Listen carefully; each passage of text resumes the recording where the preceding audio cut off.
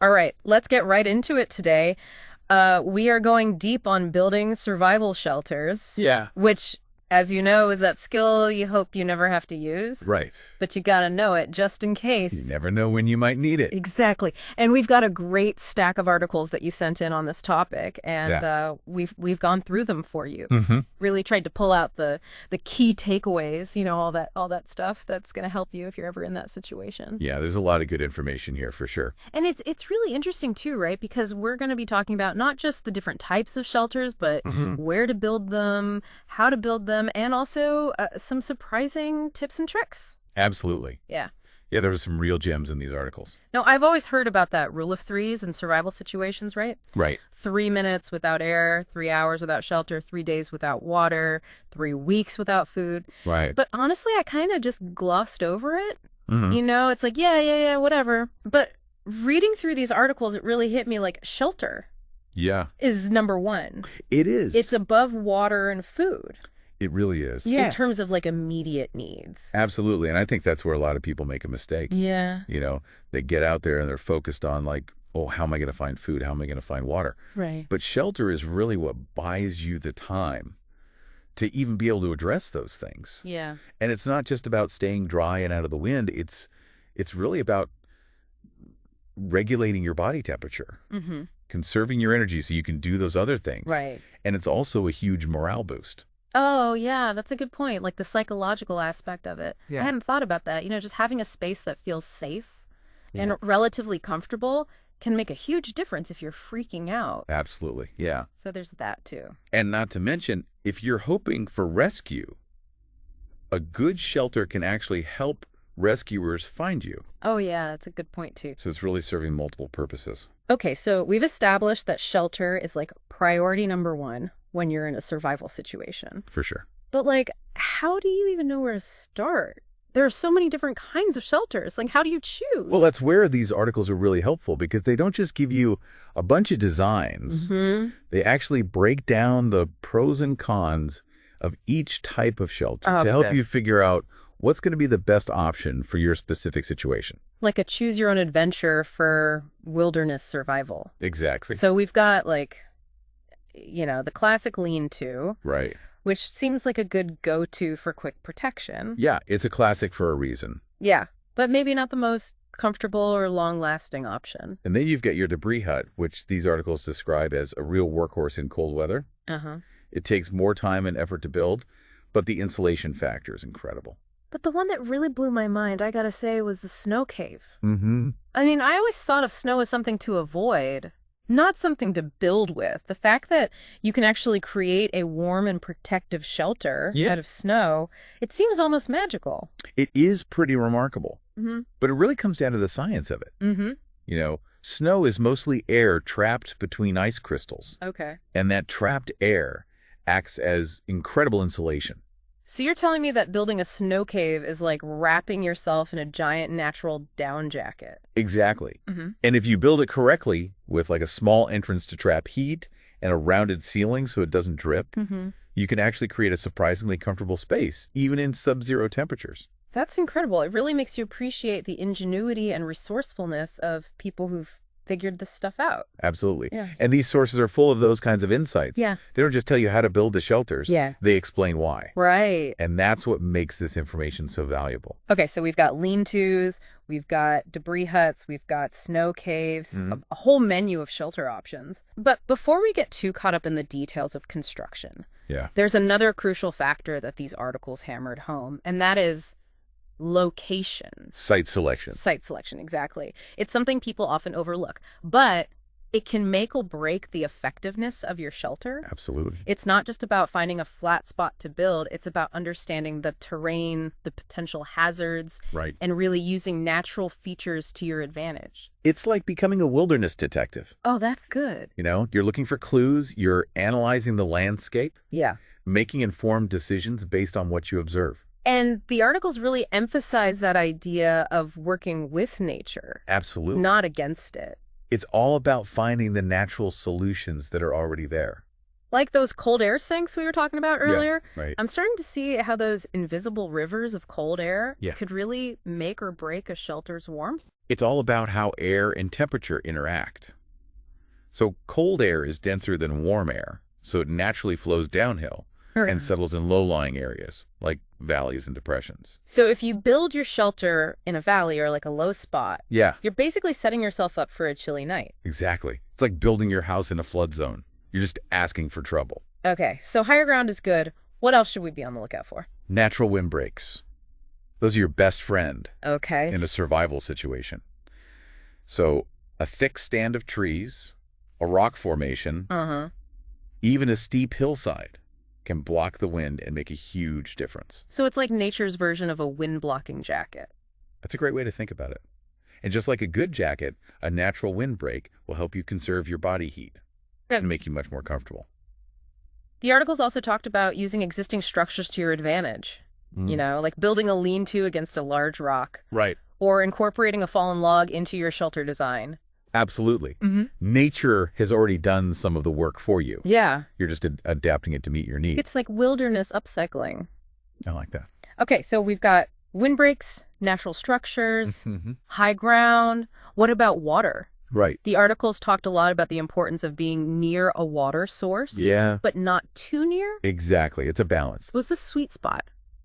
You generally want to aim for at least 200 feet away from any major water source, like a river or a lake, and pay attention to the terrain. Is the ground sloping away from the water? Okay, that's what you want. And of course, the articles had those warnings about hazards. Of course. Like dead trees, avalanche zones, even wasp nests. Right. Those are all things to be aware of. Always look up, look down, and look all around before you commit to a site. So it's like a wilderness safety checklist. Exactly. No dead trees overhead, no signs of recent rockfall, and no buzzing coming from that suspiciously round object in the tree.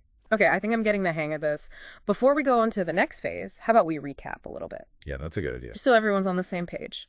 Sounds good to me. All right, so we've covered like the why and the where of survival shelter building. But now I'm itching to get to the how. These articles have some pretty detailed instructions. Yeah, they do. And I gotta admit, I'm kind of feeling that urge to like grab some branches and start building. I get it. Yeah. There's something very satisfying about creating something with your own hands, especially when it comes to something as essential as shelter. Absolutely. Yeah. So where do we start? Which shelter feels like a good like entry point for someone who's, let's say, construction challenged? Well, if we're talking about simplicity and versatility, I'd say the lean-to is a good place to start. Okay, yeah. That's the classic survival shelter for a reason. It is. It's relatively easy to build, requires minimal materials, and it can provide decent protection from the elements. Okay, so walk me through it. Like, what are the essential steps to building a solid lean-to? All right, so the foundation of any good lean-to is a sturdy angled support. Okay. So ideally, you're looking for a large rock, a fallen log, even a tree that's already leaning at an angle. Okay. That acts as your main support beam, and it dictates the slope of your roof. The articles really emphasized finding a support that's already at an angle if possible. Right. Why is that so important? Well, it's all about working smarter, not harder. If you have to, like, prop up one end of your support beam, you're essentially creating an extra step and potentially compromising the stability of the structure. Okay. So finding a naturally angled support eliminates that risk, and it saves you time and energy. Got it. Right. So once you have that support beam in place, what's next? Then you start building your roof framework. So this involves leaning branches or poles or even long pieces of bark against that support beam. Okay. Creating a sloping surface that will shed water and wind. And the closer together those branches are, the better the protection. Exactly. You want to create a tight interwoven structure that doesn't allow wind or rain to penetrate. Like weaving a basket. Yes. Exactly. The articles also mention using natural materials like leaves, pine needles, even mud to kind of fill in the gaps, to create an even more weatherproof barrier. So layering is key here. Absolutely. Layering is key, not just for weather protection, but also for insulation. Those extra layers trap air, and they create a buffer between you and the elements. Yeah. And in a survival situation, every degree of warmth you can conserve is a victory. True, true. Okay, so lean-to, check. But what about something a little bit more robust, like something that can withstand colder temperatures and harsher conditions? Well, if we're talking about warmth and durability, The debris hut is a top contender. Oh, okay. Yeah, the debris hut. It's like the heavy-duty winter coat of survival shelters. And I love how those articles described it as a giant nest. Yeah. It just seems like it would be so cozy inside. It can be. Yeah. And it all comes down to that layering again. With a debris hut, you're creating multiple layers of insulation to trap heat and block wind. It's like building a human-sized thermos. Exactly. Okay, so break it down for me. How do you actually build a debris hut? All right, so you start with a sturdy framework.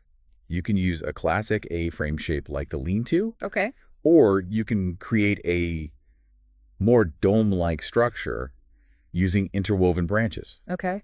The key is to make it strong enough to support a significant amount of weight because you're going to be piling a lot of debris on top of it. And the articles stressed using dry materials whenever possible, like leaves, pine needles, dry grasses. Why is dryness so crucial? Well, wet materials not only lose their insulating properties, but they can actually suck heat away from your body. Ah, that makes sense. It's like wearing wet clothes in cold weather. Mm-hmm. It can lead to hypothermia much faster. Okay, so you got to find that dry debris. Right. Okay, so you've got your framework, you've gathered your dry debris. What's next? Then comes the fun part, piling it on. And, really piling it on. You want to create thick, dense layers, packing that debris tightly to eliminate air gaps. So the more debris, the better. The more the merrier when it comes to insulation. It's like building a giant leaf pile, but with a purpose. Exactly. And as you're adding those layers, think about creating a gradual slope to the roof, just like we talked about with the lean-to. This will ensure that water runs off instead of pooling on top and soaking through. Those articles had some amazing photos of debris huts that were practically buried in leaves and branches. Right. It's amazing how something so simple can be so effective. It really is. It's a testament to simple principles and resourcefulness. I love it. Okay, I'm still blown away by the idea of building a shelter out of snow. Yeah. It just seems so counterintuitive, but the science behind it makes sense. Right. It's one of those things you have to see to believe. Yeah. But once you understand how snow works as insulation, it opens up a whole new world of possibility. Okay, so talk me through the basics of snow cave construction. All right. What are the key steps? So the first step is finding the right kind of snow. Right. You need a deep snowdrift or a packed snowbank that's at least a couple of feet deep. Okay. Loose, powdery snow won't work. It won't hold its shape. Right. It needs to be packable. The articles mention that you can test the snow by squeezing it in your hand. Yeah. If it packs together easily, you're good to go. All right. So once you've found a suitable snowdrift, what's next? Then you start digging.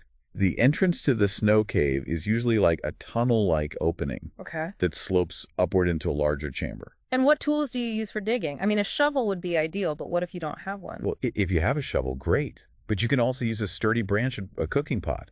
Really? Even a plastic container, whatever you can find. It's amazing how resourceful you have to be. Right. Resourcefulness is key in a survival situation. I would have never thought to use a cooking pot to dig a snow cave. You got to do what you got to do. Okay, so as you're digging, you're creating that gradual slope upwards. Exactly. So the sleeping area is higher than the entrance. Okay. And that helps trap the warm air inside. And what about ventilation? I imagine it could get pretty stuffy in there. Yeah, ventilation's important. As you're hollowing out that main chamber, make sure to poke a small ventilation hole near the top of the cave. Okay. This allows fresh air to circulate, and it prevents carbon dioxide from building up. Gotcha. So there's a lot of thought that goes into building a safe snow cave. There is. It's a testament to the people who live in snowy environments. They've figured out how to adapt to their surroundings and use the elements that could be a threat to their advantage. Okay, so we've covered lean-tos, debris huts, snow caves. What about the more unconventional shelters, like those tree platforms? The tree platforms. Well, if we're talking about thinking outside the box, that one definitely stands out. Yeah, it's not your typical shelter. No, it's not. But it offers some really unique advantages, especially in areas where you have to worry about predators or flooding. Right, exactly. When I was reading about those in the articles, I was like, whoa, that takes some serious trust in your knots. It does. Building a tree platform requires a bit more skill and confidence than some of the other shelters we've talked about. Okay, so walk me through the basics. Okay. What are the key steps to building a safe and stable tree platform? Well, the first step, as always, is careful site selection. You need to find a group of sturdy trees with strong horizontal branches that can support the weight of the platform and anyone who's going to be using it. Right. And those articles talked about like really testing those branches before you start building. Yeah, you don't want to find out mid-construction that your chosen tree isn't as stable as you thought. Yeah, safety first. Absolutely. So once you've found your trees, you need to gather some strong branches or logs to create the platform itself. Okay. These need to be long enough to span the distance between the trees and thick enough to bear weight. Right. And then comes the lashing, which seems like the most crucial and maybe the most intimidating part. Yeah, the lashing is where your knot tying skills come into play. You need to use strong rope or cordage to securely latch those platform logs to the branches, creating a solid base. The articles recommended using a specific type of knot called a square lashing. Right. The square lashing is great for this because it distributes the weight evenly and creates a super strong connection. And once those platform logs are lashed in place, you can add some extra supports or bracing. Yeah, especially if you're building a larger platform or you're concerned about stability. And then just like with the other shelters, you can enhance the tree platform with a tarp or some other type of covering for more weather protection. Exactly. You can even build a little lean-to roof above the platform if you want to. That's awesome. It's really interesting to see how survival shelter building is this combination of practical skills and resourcefulness and that deep understanding of the environment. It really is. Yeah. And it's a testament to human ingenuity and adaptability. You know, throughout history, we've always found ways to create shelter and protect ourselves from the elements. It's inspiring, for sure. It is. Okay, so I'm feeling ready to tackle that next phase of shelter building. Right. Mastering those all-important site selection skills. Let's do it. All right, so we've got our shelter building toolkit. You know, we know the types, we know the basic techniques. We even know how to build a snow cave. We do. But none of that matters. Right. If you pick a bad spot to build. Exactly. Site selection is key. Yeah, it can turn your cozy shelter into a cold, wet, or even dangerous nightmare. Yeah, I'm having flashbacks to that story in one of the articles about the guy who built his shelter right under a dead tree. Oh, yeah. Not a good idea. Yeah, that's a lesson you don't want to learn the hard way. Yeah, you really don't. So when you're talking about site selection, it's about being observant, using common sense, and honestly, a little bit of wilderness intuition. Yeah, those articles really stressed that whole idea of working with nature. Yeah. Not against it. Absolutely. Nature is full of ready-made solutions if you know where to look. Right, like those cold air sinks we talked about. Exactly. I'm starting to see how those invisible rivers of cold air could really make or break your shelter's warmth. It's all about understanding how air and temperature work together. You know, cold air sinks because it's denser, so it flows downhill and settles in those low-lying areas. So if you build your shelter in a valley or a depression, you're kind of asking for a cold night. You're basically setting yourself up for a chilly night. Yeah. All right, so higher ground is good. Higher ground is good. What else are we looking for? Natural windbreaks. Okay. Those are your best friend in a survival situation. So a thick stand of trees, a rock formation, even a steep hillside can block the wind. So it's nature's version of a wind-blocking jacket. Exactly. And just like that jacket, a natural windbreak is going to help you conserve your body heat. Okay, makes sense. Keep you much more comfortable. The articles also talked about using existing structures to your advantage. You know, like building a lean-to up against a rock. Right. Or incorporating a fallen log into your shelter design. Absolutely. Let nature do some of the work for you. Yeah, it's like wilderness upcycling. Exactly. You're saving time and energy, and in a survival situation, that's crucial. Okay. So we've got windbreaks, we've got those natural structures, high ground. What about water? Right, water. So you need water, obviously, for drinking and cooking. But you don't want to be so close to a river or a lake that you're going to get flooded out if it rains. So what's the sweet spot? Generally, you want to aim for at least 200 feet away from any major water source. Okay. And pay attention to the terrain. Is the ground sloping away from the water? Right. That's a good sign. And of course, we have to mention those hazards that the articles warned about. Of course, the hazards. Always important to be aware of those. Dead trees, avalanche zones, wasp nests. Yeah. So many things to look out for. Always look up, look down, look all around before you commit to a site. It's like a wilderness safety checklist. Exactly. Yeah. No dead trees overhead. Right. No signs of recent rockfall. No buzzing coming from a suspicious-looking round object. Okay. I think I'm starting to get the hang of this. I think you are. It's amazing how much there is to learn about something that seems so simple on the surface. Right. It really is a whole art and science to it. Yeah, this deep dive has been a real eye-opener.